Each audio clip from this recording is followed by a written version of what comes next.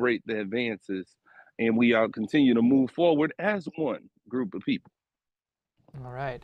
Russell, what's the bottom line here? What do you want the people to know and to keep in mind on this Juneteenth National Independence Day? Yes, I want people to keep in mind that Juneteenth is here to stay. It should be a day that people are taking off in different municipalities, different counties, at the state level, at the federal level. We should be enjoying, we should be learning, we should be growing in culture. We understand that this Black history, is a part of American history. It's a part of the fabric of the nation. And again, it's a great part of healing and embracing. It's not competing with any other holidays. It's an additional thing. And I think the purpose of what great people do in government is you add great things to help and reach people. You don't tear things apart. You add things to help people and embrace more people. So embrace a brother, embrace a sister. We're all brothers and sisters at the end of the day, or the different fathers, friends, fathers and mothers, but we are all one people. All right, Russell Drake, local activist, the founder and CEO of Build Black Daily. Russell, we really appreciate you joining us this morning here on Fox 35 News Plus, talking about Juneteenth with us and letting us know about, as you said, where we can find more information about a lot of those events going on. We thank you. Thank you for the opportunity, and thank you for the great things you do. One love. All right, thanks, Russell. Well, that's going to do it for us here on Fox 35 News Plus. We appreciate you joining us today as we wrap up this hour together live on Fox Local and on YouTube. I want to let you know we do have a lot of things we're working on for our 2 o'clock Florida Live show as well, so we hope you join us for that. And then we'll also be back here at 4 o'clock with more Fox 35 News Plus ahead of Fox 35 News at 5 and the News Edge at 6. So thanks for joining us as we as we wrap up here. Let me see if I can give you a view of downtown Orlando on this Thursday. Thanks for joining.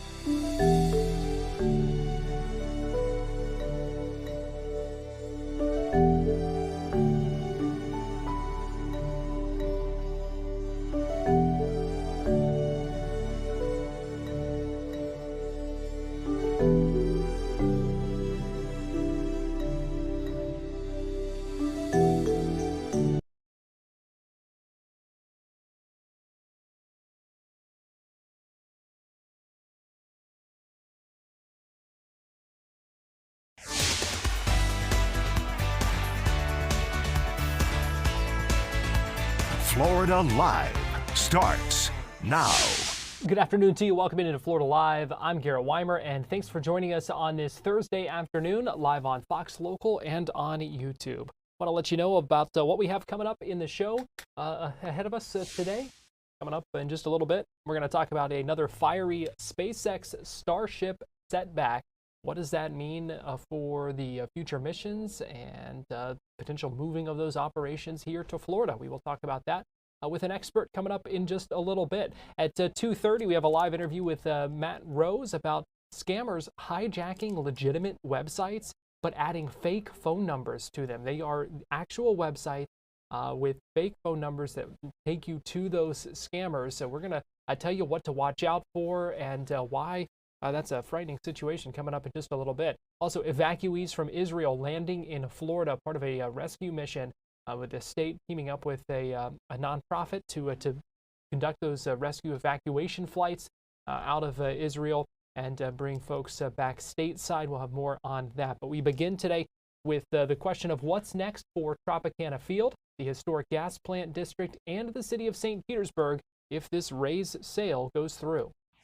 St. Petersburg is going to be okay with or without baseball. And we've got this 86-acre site that is going to be one of the largest real estate developments in the Southeast. And it's going to have housing and commercial and retail uses. And whether or not we have baseball, St. Petersburg will be all right. And the city is in control of this site. And I think the residents will be really happy with whatever goes on this site if it's done well.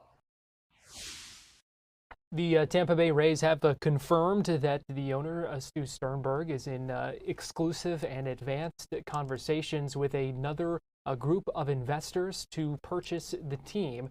The thinking is that this team of investors, led by a developer out of Jacksonville, some business investors in the Tampa area, would keep the team, but would keep them in Tampa, in Hillsborough County, instead of Pinellas County and St. Pete, where they have been since they first started. So what does this mean for Tropicana Field, the historic gas plant, the city of St. Pete as well? We know that the St. Pete and Pinellas County have agreed to conduct a feasibility study about a potential convention center as part of the redevelopment plan for that Tropicana Field site.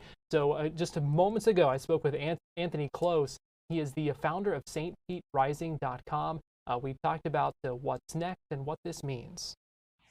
With the Rays stepping away from the stadium deal, St. Petersburg now has the flexibility to fully rethink the future of the 86-acre historic gas plant site. And so with that, there's a lot of different opportunities for housing, for commercial use, and for civic uses as well. And so in St. Petersburg and the greater Tampa Bay area, we're really excited about this redevelopment opportunity because of the scale of it and the impact it's going to have on downtown and St. Pete as a whole. To that end, we did learn that St. Pete and Pinellas County agreed for some initial steps about a feasibility study for a convention center. Yeah, a convention center has always been sort of in the discussion for this site, whether it be a medium-sized convention center or a full-scale hotel with meeting space. They haven't ever really decided how much meeting space would be on the site. But what this site really needs, whether it's baseball or a convention center site, is a demand driver. And so without baseball on the stadium, the fallback has always been convention space. And the city's been trying to recruit new office development to the city. And so the idea is that a convention center will help bring more commercial business here and hopefully bring more office buildings as well. We know this is something that obviously this redevelopment has been a major topic of conversation. The convention center, is that something that folks there are open to? I think so. I think Tampa has a convention center that is usually has a very busy schedule. And so the thinking has always been to have some sort of convention center space here in Pinellas County where businesses could meet, but could also, extend it and use our beach hotels and things like that help support that convention center. So tourism agency like Visit St. Pete Clearwater has always sort of helped spur that idea of having some sort of convention center here in St. Pete. And I know people in the community, I think, are supportive of it as well. But we'll see what the feasibility study says to see if that demand warrants building one. Anthony, you talk about having a demand driver in St. Pete now that baseball is gone, and for all that for all the attendance problems that the Rays themselves had, it was still something that brought people to that St. Pete area, and so I would imagine for many of the businesses there, even this season with the Rays playing in Tampa proper, probably feeling a little bit of that vacuum. Yeah, I do think there's a little bit of a lull now that the Rays aren't playing in St. Petersburg, but at the same time, we've seen increased hotel development in downtown St. Pete, so that's sort of offsetting some of that loss from the fans being here. But regarding this site, there's always been a need for more housing and more affordable housing, particularly downtown. And so, regardless of whether a stadium or a convention center gets built on this site, what the community really wants to see is more cohesiveness with this site. So they want more affordable housing, they want more market rate housing, commercial space, retail space, and so without the Rays being here, if we can redevelop this site in a way that helps bring more people downtown, bring more people living downtown, it's going to help support all the businesses, whether it's baseball season or not. And Anthony, I think to that point, like you said, this really is a kind of an opportunity, not just to redevelop those 86 acres, but really to kind of reshape what St. Pete can look like and what it can be in the future. Yeah, that's correct. I mean, this site being one of the largest single tract urban sites in the country for redevelopment, opportunities beyond just commercial use. We're talking about civic buildings like museums, libraries potentially, and green space like parks. The prior proposal for the site was going to reactivate Booker Creek. And so those types of amenities can be used by all residents and visitors alike. And so what people are really focused on in St. Pete is reactivating the site, whether there's a stadium or not, whether there's a convention center or not, so that the general public can be able to use the site 365 days a year. So what's next, Anthony? So I think, if the city and county move forward on a feasibility study for the convention center, that probably will take a few months to see, what the result of that feasibility study is. I would anticipate more clarity around what the Rays are wanting to do, hopefully later this year. But I know the city's very anxious to move forward on redeveloping the site. So I wouldn't be surprised if the city relaunched the RFP process, the request for proposal process, later this year to try to drum up more excitement around the future redevelopment of the site, whether or not that involves baseball. So I think we could see the site start to be redeveloped even before the Rays lease agreement with the stadium ends in 2020, at the end of 2028. So I think look forward to that later this year. But time will tell. There's been a lot of bumps in the road of redeveloping the site and obviously with the stadium discussion. I think bumps in the road is maybe understating it even.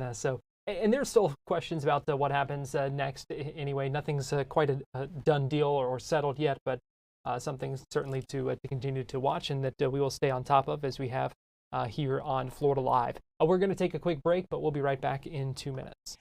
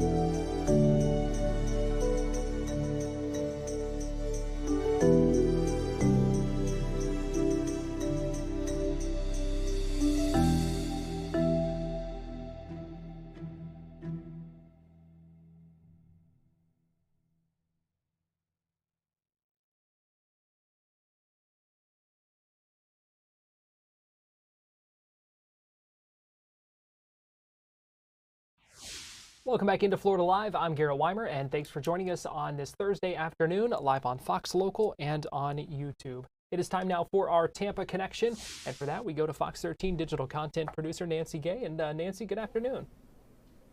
Good afternoon, Garrett. Well, Governor Ron DeSantis has chartered several flights to Tampa that are full of Israeli evacuees, and the first flight landed this morning in Tampa around 7 a.m. Now, the Florida Division of Emergency Management has rescued more than 160 Americans from Israel as the country's conflict with Iran intensifies. The Americans on board fled Israel to Cyprus. That's an island nation in the Mediterranean Sea. They did that on board a cruise ship earlier this week, and it took them about 10 hours to make that trip. From there, the Florida Division of Emergency Management helped coordinate the flights. Now, many of the flights will bring around 1,500 Jewish Americans on Birthright Israel trips home through Tampa International Airport.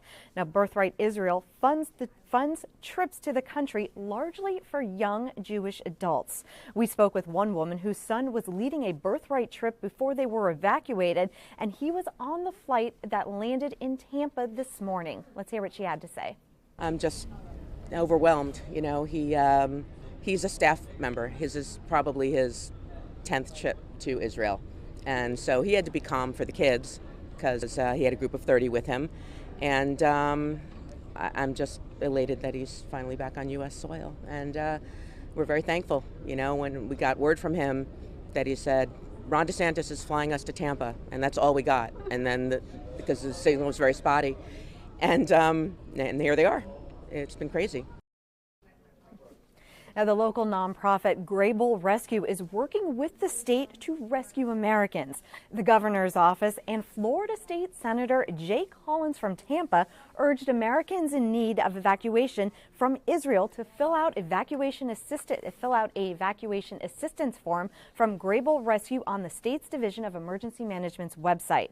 Now, Senator Collins wrote on X earlier this week that he was on the way to Israel to help with the evacuation efforts. The U.S. State Department is actively working to get Americans who are stranded. They're working to get those Americans back home. Now, these evacuation flights are ongoing, and we are expecting another flight to arrive in Tampa later this evening. The U.S. State Department has issued a level 4 do not travel advisory for Israel on Monday. That's the highest travel warning possible. Garrett? They have already had quite the journey, quite the trip there. And, like we heard from that mother. I'm sure they are also glad to be back stateside after all that. Yeah, absolutely. They are definitely glad to be back stateside. And as we mentioned, that flight this morning was just one of several flights that are expected to arrive. We do have one expected to arrive later tonight, and then more within the coming days. From what we're told, these people, they are very, very excited to be back home on American soil. Again, Tampa is not necessarily their home. It's just a destination. It's a way to get them back into the country. A few people we spoke with this morning, some of them are going to stay in Tampa for a few days to kind of decompress. One woman said after decompressing, she is going to make her way back down to South Florida. She was from Miami, but another woman we spoke with said that after decompressing, she's going to make her way out to Colorado. So again, these Israeli evacuees, they live all over the country, and they are definitely glad to be back home on American soil. Story number 2, Nancy, and that is an update on a story we've been following for a while here about this 9-year-old girl who was bitten by the shark. We got to hear from her today. Yes, that's right. 9-year-old Leah Lindell. She was able to share her story this morning during a press conference with both of her parents as well as doctors from Tampa General Hospital. Now, Leah was in Boca Grande last week. She said she was snorkeling when all of a sudden she was bitten by a shark. After she was bitten by that shark, she said she started screaming, and it was actually a nearby construction crew who ran into the water and grabbed Leah and pulled her out of that water and started calling 911 to get additional help. Now, here's what she had to remember from that moment. I didn't see anything. I was just snorkeling, then I went up to breathe, and then something hard bit me, and then it tried to take me away. Then I pick up my hand and it's all in blood. Then I started screaming with my mom, and then my dad was with me. He picked me up, and we ran to the road. Now, right after Leah was bitten by that shark, her mother said it looked like her arm was falling off. I believe the word she used to describe it was it looked like it was hanging by a thread. Now, Leah was flown immediately to Tampa General Hospital. That's where doctors said time was of the essence because after the 6-hour mark, they feared that Leah would start to lose her muscle. Now, Leah was taken into surgery immediately, and doctors said since she was a child, her structures are smaller, which makes it even more difficult to repair vessels and tissues. Doctors did note that she did have one thing going for her in her favor was that the shark bite was considered clean. They said that because the shark's teeth were so sharp, it actually cut through her wrist, and that cut was not jagged and it didn't ruin all of the tissue. Now, while doctors were able to save her hand, Leah does have a long road ahead of her when it comes to healing and rehabilitation because they're going to have to balance the strength of the tendon repair with the scarring that is going to happen in that area. Doctors said that Leah is a trooper, and Leah said this morning that despite getting bitten by this shark, she is going to go back into the water once she is healed. Garrett? She is certainly brave. I know the thing that grabs everyone's eye too is that big cheese cushion. I think they called it that they said is going to help with the swelling, keep the swelling down. Yes, absolutely. That cheese cushion was definitely noticeable during this morning's press conference. And as you mentioned, doctors said that that is a crucial element to keeping some of that swelling down. They did say, again, time was of the essence. They did fear that she was going to lose her muscle, but they were able to repair and essentially put her hand back on. But hopefully that cheese will help her keep that swelling down, and she does have a long road ahead of her when it comes to recovery as well as rehabilitation. Yeah, certainly incredible and very thankful they were able to do that. I mean, she's 9 years old. She has her whole life ahead of her. So, for them being able to save that hand and her to be able to have the use of it, just absolutely incredible. Story number 3 here, Nancy, and that is a suspected deadly DUI driver on the run. Yes, that's right. And not only is this driver on the run, he is a former Polk County deputy. Now, Tampa police say that he was driving drunk on the Courtney Campbell Causeway in April of 2022 when he slammed into the back of a car that was carrying 2 men. Those 2 men were killed in that crash. Now, he was set to stand trial this past April, but Joshua Roloffs did not show up to court. He was on trial for vehicular homicide as well as DUI manslaughter. Now, after he was a no-show to court, the judge revoked his bond and issued a warrant for his arrest. We did speak with one of those families last night, and they were pretty upset that Roloffs was granted bond to begin with. They said that he is charged with killing 2 people, and they did not feel that he should be granted bond. But because he was granted bond, he did not show up to court for that trial in April, and he hasn't been seen for 2 months. Now, since he hasn't been seen for 2 months and he isn't taken into custody, this case is at a standstill, which leaves the victims' families without the closure they had hoped for. Mentioned he is a former Polk County deputy, but he was fired back in 2015 for falsifying his time card. Garrett? All right, Nancy, thank you. And finally here, a wanted Florida man, we may be getting some other audio piped in as well, but a wanted Florida man arrested after taunting Polk County Sheriff Grady Judd on social media. I just removed like a Yes, that's right. If you live anywhere in this area, you know one thing, and that is you do not mess with Polk County Sheriff Grady Judd. Now, this wanted man, Aaron Johnson, seemed to learn this lesson firsthand after he decided to challenge the Polk County Sheriff. Not only did he challenge him, but he taunted him on social media. Now, Johnson has several felony warrants, and he posted on Facebook that the people at the Polk County Sheriff's Office were too busy catching fish to catch him. He even said that they could have got him while he was leaving his grandmother's house. And then he wrote on social media, "Y'all accepted this challenge, right?" And he used the hashtag Grady can't find me and come again Grady. Now, the sheriff's office did actually respond to his post, and they replied that they will find him. Now, in response to the sheriff's office post, Johnson took to social media again, and he wrote that he done outrun the sheriff's office, to which it said that they accepted the challenge. And after Johnson said he would give them a head start, he was arrested by the Lakeland Police Department. Now, since Johnson was posting on social media, officers only saw it fitting to take to Facebook to announce Johnson's arrest. They also posed with a photo of Johnson getting arrested. He's in cuffs in the photo, and they posted that on Facebook. The police department said that in addition to the Polk County Sheriff's Office, they also accepted the challenge to catch Johnson, and they always have the backs of those who work at the Polk County Sheriff's Office. Now, I did check a little while ago, and Johnson is still sitting in the Polk County Jail. He has been charged with several counts of violating a pretrial release condition. Yes, ma'am. Yes, ma'am. All right, Fox 13 digital content producer Nancy Gay, we appreciate you joining us for our Tampa connection. Thank you. We're going to take a break, and we'll be right back.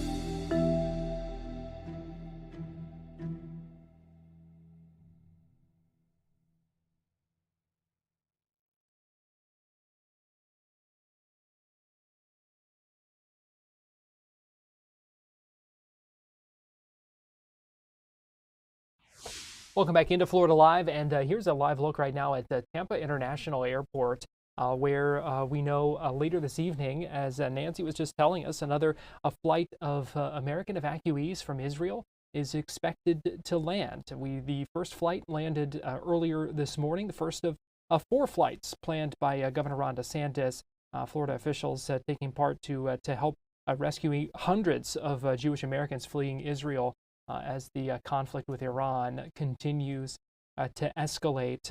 We heard this afternoon in a news conference from the chairman and founder of Gray Bull Rescue, this nonprofit group that is helping with those flights. Say they've been on call around the clock for the last 48 hours to coordinate these rescues.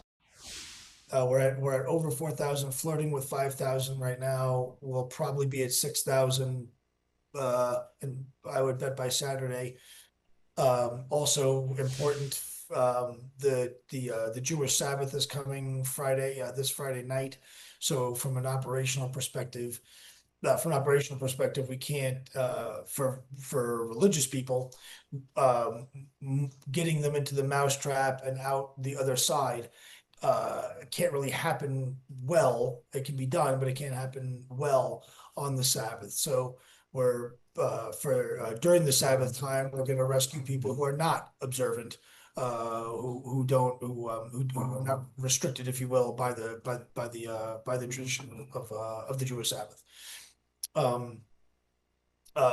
We have buses, we have airplanes, we have boat maritime options, which remain solid.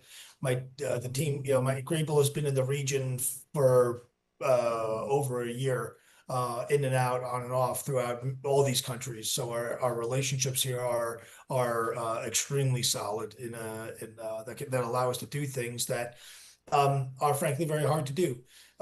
It's not war zone Uber. It's not war zone Uber at all. Our good friends from the state of Florida are backing us up.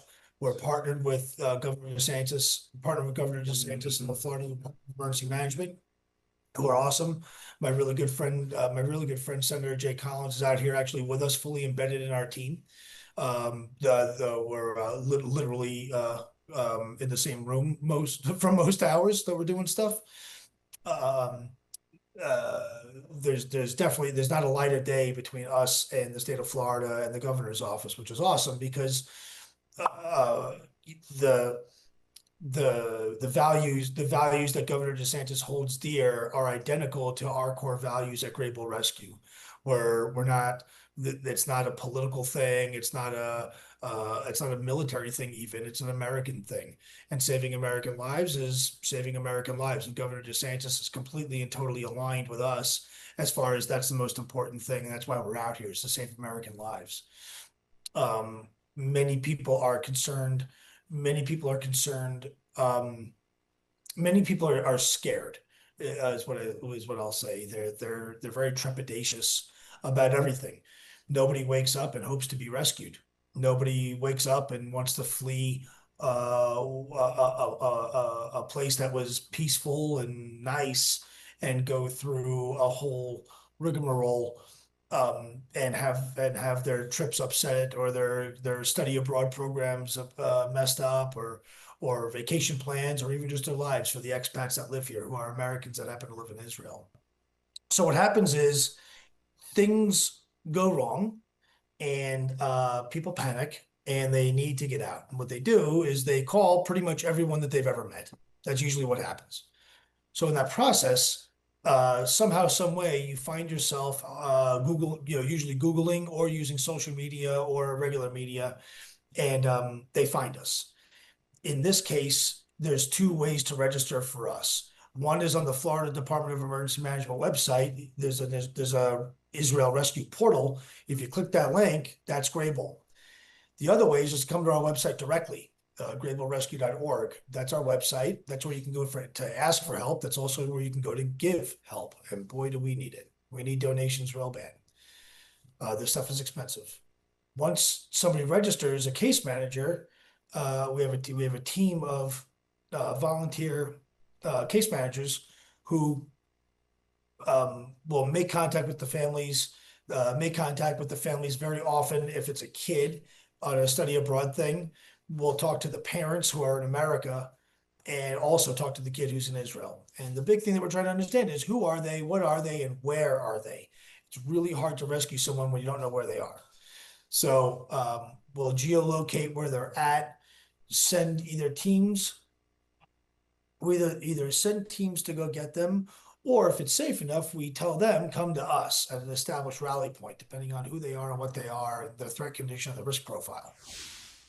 So they get on buses, and either they're driven to the port where we take a boat to Cyprus, or they're driven to Amman, where we go to the airport, get on a plane, and fly. Oh my God, I can't stop yawning. At that point, once they're out of the hot zone, their path to survival and safety has increased dramatically. We stop in either Cyprus or Jordan or whatever the country will be. We make sure to enter that country legally, always legally. Grable Rescue does not break laws, ever, ever, ever. We come to the country legally, get visas at the border, almost always, and cross the border by foot and go and get onto more buses that take us to an airplane or to a port, to a seaport. We manifest again, and then from there we fly to America. Have the fourth. Quite a process to hear him describe that. And again, another flight expected at Tampa International Airport this evening. We are going to take a break here on Florida Live, but we'll be right back after this.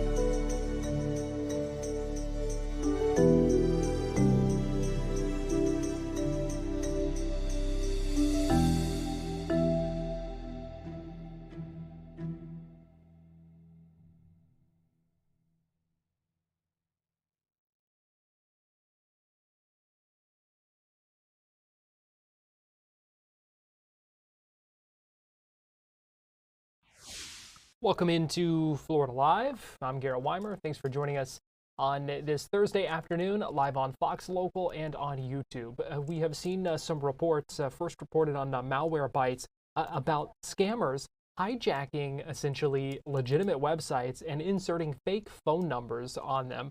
There are some interesting points about this because of things that,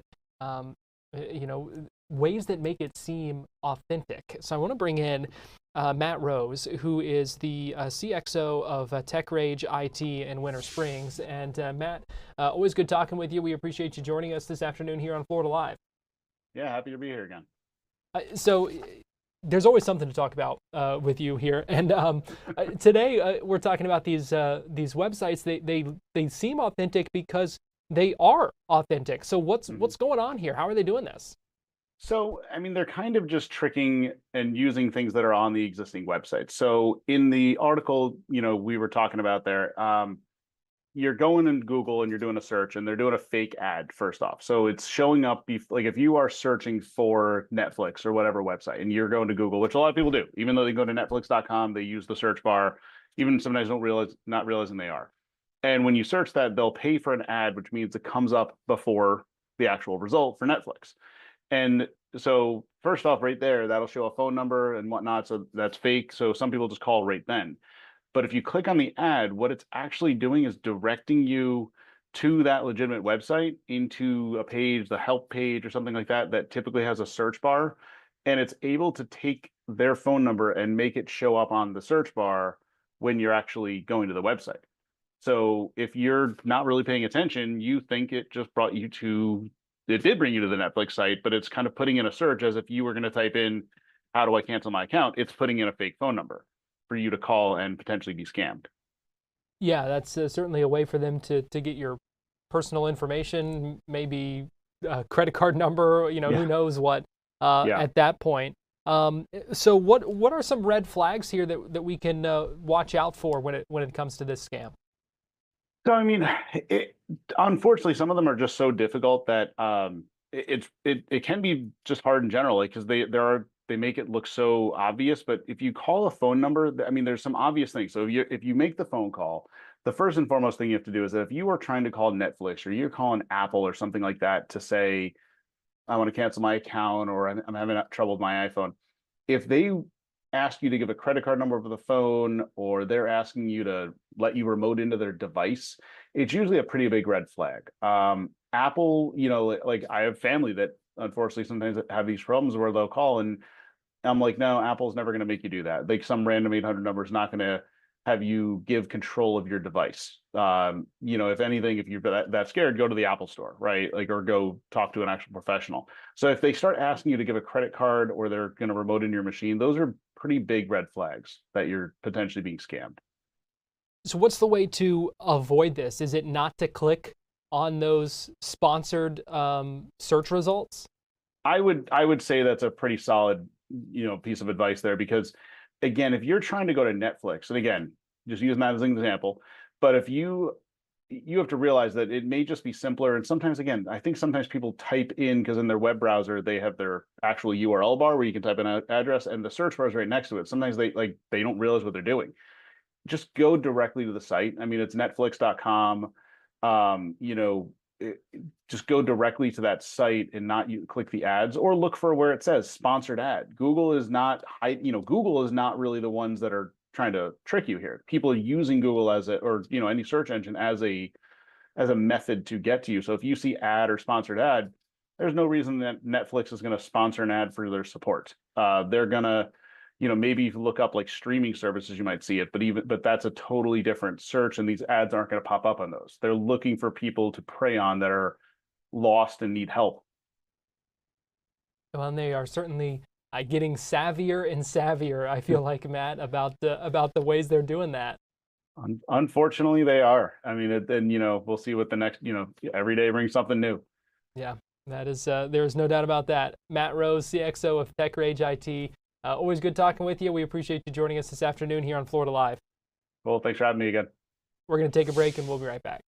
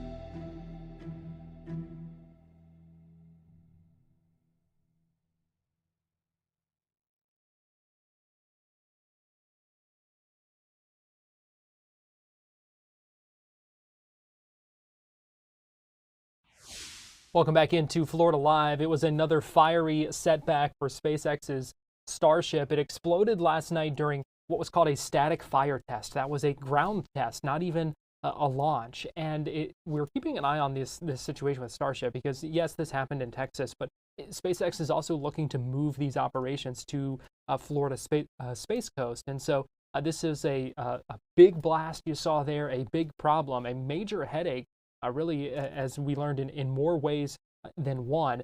Fox 35's Esther Bauer spoke with Zach Aubert, who's the CEO of the Launchpad Network, and he put this in perspective for us. So last night we got to see how dynamic the Starship program really is, how they're still testing this vehicle. We've had some incredible full stack launches, but they're still learning. And Elon's confirmed early data seems to show that they had a COPV failure. That's one of the smaller pressurized tanks within the ship, had a failure point lower than it normally would. And that ultimately led to the loss of a vehicle. There was quite a few people out there to document the static fire. Media-wise, it seems like everyone, other than having maybe a bit of a headache, is okay. Because with a static fire, you don't fully fuel this. That's one of the kind of lucky things about this failure, that it happened yesterday night, not when they fully stacked it ready for a launch. If this was a full stacked test flight and they were ready to launch and this happened, we're talking about buildings not having windows in South Padre Island type of blast versus people having headaches a mile away and Massey's now likely needing some level of a repair. Some first videos have come out from on the Rio Grande of some of the debris in the ship, kind of laying in pieces. But yeah, they're going to have to evaluate. SpaceX has confirmed they've obviously launched their own investigation into it. They said all of their crew is safe, and now they're safing the property.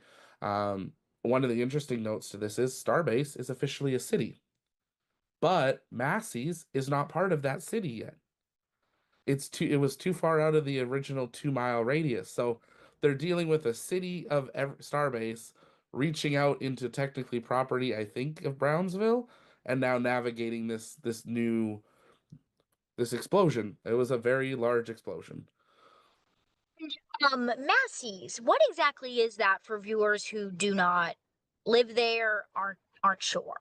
Yeah, so if you watch the program earlier in the years during the pandemic, all the testing that used to happen out at the launch site has now been moved off the launch site about 4 miles, 5 miles down the road to what used to be a gun range that SpaceX purchased, and they've turned that into their test stand. So that's where the ships and the boosters go for their pressure testing and their static fires to help alleviate that stress of needing to do that at the launch site. So having this failure occur at the test stand rather than at the launch site as well, especially while they're building the second tower, has helped alleviate probably some of the damages that could have happened to the much larger stands.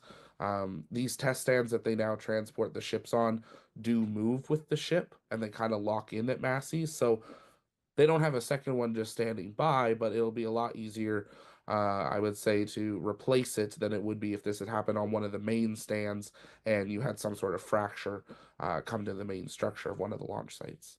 So that's some good information, because the images coming out of South Texas are striking. And for me, it looks like, oh my gosh, there is tremendous damage. Do you think what happened is going to delay a future Starship? Yeah, absolutely. We're not launching in 10 days. We don't have a ship anymore. So the big question is, how quickly can they get Massey's back online? We've seen how quickly they can roll out these ships, in a matter of weeks, really, at this point. But the question is, how is the test facility? And ultimately, what led to the failure? Is this one of those things that we saw even with Falcon 9 that, after you do it so many times, there are just points of failures? These COPVs are absolutely massive, and we've seen them even survive some of the in-flight anomalies and wash up on the coastline, and they don't fit in the back of a truck. These are not small tanks. So for one of these to fail, it caused quite a bit of an explosion. That's ultimately what kind of ripped a hole down the side of the ship and caused the failure, and then the fuel just ignited, because that's what fuel does. I don't know how to speculate in timeline. I wouldn't say next month. I think July's off the board. Maybe something in August, depending how Massey's is, and into September. But we also have to start asking the questions.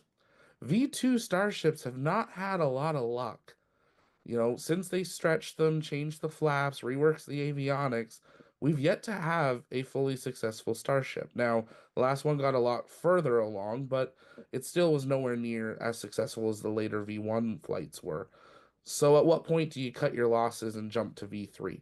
They were already starting to do that in the development. So will we see a larger gap and then move to V3 and take what they've learned from V2, or will we see them try to produce another V2 if they're still able to and test that and then move on? Lots of questions. Elon's got the answers. As he always does. It's been I would say a rough year. They're still, moving forward, and I know Elon truly believes you have to fail to achieve what you want. I want to get your reaction though. He did take to X and said just a scratch. Any reaction on your end on his response to what looks like most of us more than a simple scratch? Yeah, I think a simple scratch shows the difference between SpaceX and NASA. NASA, if they did this, we would be talking multi-year delay, multi-year investigation. Do we end the program? SpaceX, they're still working today. Their crew's back out at the pad. They've still got their crew working on building the second pad. They're working on pads in Florida. They just took over another pad in Florida, built 2 more towers. SpaceX isn't stopping. It's a machine that I really don't know what it would take to stop SpaceX at this point. And I think that's kind of what Elon's saying with it's just a scratch. It's a speed bump along the way. And he said this since the beginning of the program. And Jared Isaacman, fortunately, won't be the head of NASA at this point, but he even took to X overnight saying, this is part of the program of becoming multiplanetary. We know there'll be losses. We'll know there'll be failures. We'd rather them on the ground before people get on board, but we know at some point we are going to lose ships in space. We are going to lose crews as we expand to this next level of kind of our existence in space. So it's been a while since we've had one this dramatic. I think we were back into the single digits SN numbers that we've had a failure this dramatic on the ground. But what we saw last night is basically what's happened on the first 2 flights of V2 ships in the sky. So we've just got a better look at what happened in the sky now on the ground. We'll be right back with more Florida Live after this.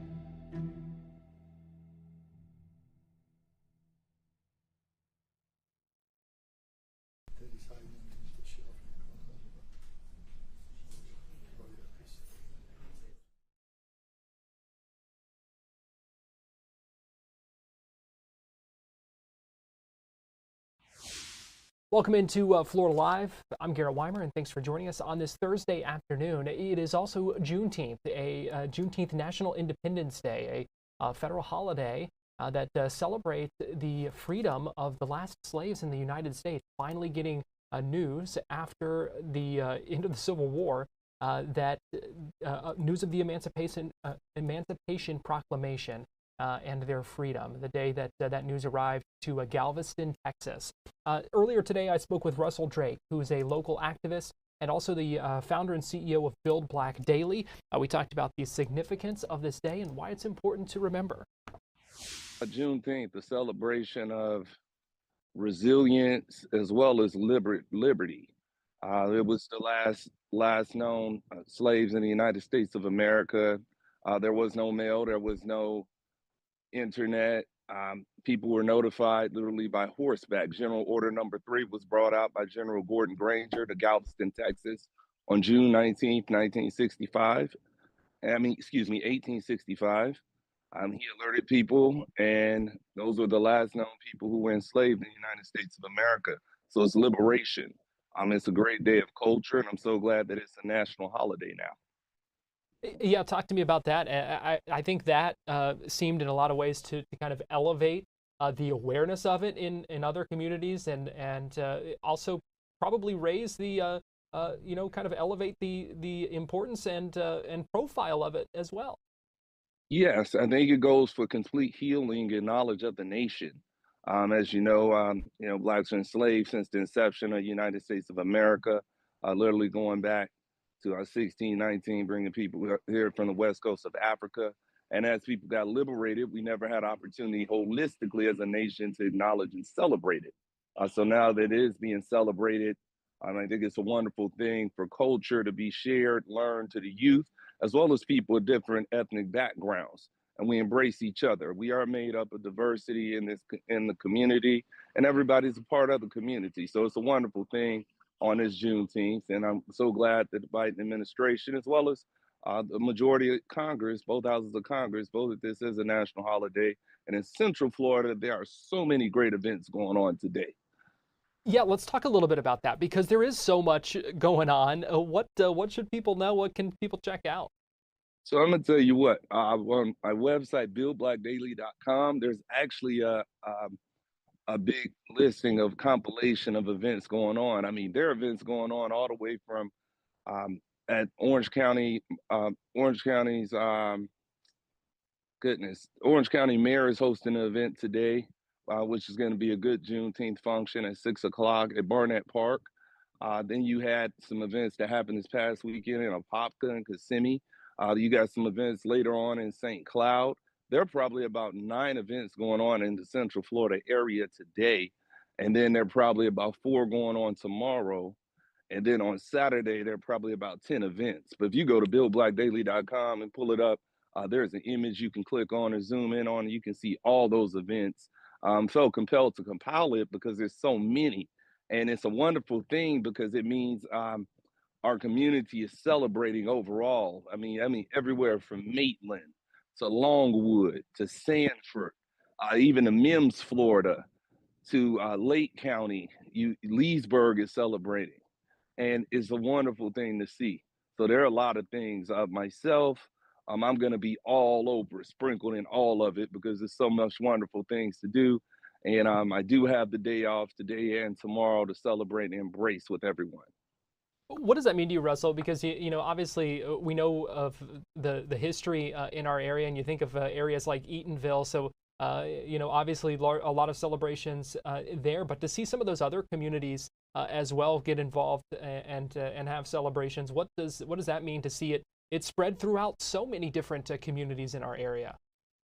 Yeah, it really even makes me I really could almost tear up from emotion because it means so many people are still with it. They weren't in it from the moment when they first started to meet holistically in the nation. Almost 5 years ago is when more people started holistically celebrating Juneteenth. In Texas, it had been a big holiday for years, and then it matriculated to cities like Milwaukee and Chicago. But to see Central Florida celebrate in such a grand fashion, it's touching. You see more people that care, and they understand that this is a significance for healing and growth in the nation. So we're headed in the right direction in Central Florida. And salute to all the community advocates out there who may not get the opportunity to be on channels like Fox 35. They're doing the work every day. They're on the ground. They're notifying people. They're awakening their communities. And it's a great thing. And we thank you for coverage from stations like yourself as well. Russell, when we talk about the significance of this day, independence and equality and freedom, civil rights, all of those things. Why in 2025 is it so important that we still commemorate this and keep this in mind, moving forward? Well, every group of people on the planet deserves to celebrate independence. Every group of people on the planet deserves to celebrate independence. In doing so, we've highlighted July 4th, 1776 for almost 250 years. The problem being is that on that date in 1776, a majority of my ancestors and people with melanin like me were still enslaved peoples. So it only is right that we celebrate Juneteenth when more people were liberated. And again, that's why it's so critical that people learn this and understand it. And if we don't learn, people without knowledge of self are destined to repeat mistakes of the past. So it's important that we embrace this history, we celebrate the advances, and we continue to move forward as one group of people. All right. Russell, what's the bottom line here? What do you want the people to know and to keep in mind on this Juneteenth, National Independence Day? Yes, I want people to keep in mind that Juneteenth is here to stay. It should be a day that people are taking off in different municipalities, different counties, at the state level, at the federal level. We should be enjoying, we should be learning, we should be growing in culture. We understand that the history, this Black history, is a part of American history. It's a part of the fabric of the nation. And again, it's a great part of healing and embracing. It's not competing with any other holidays. It's an additional thing.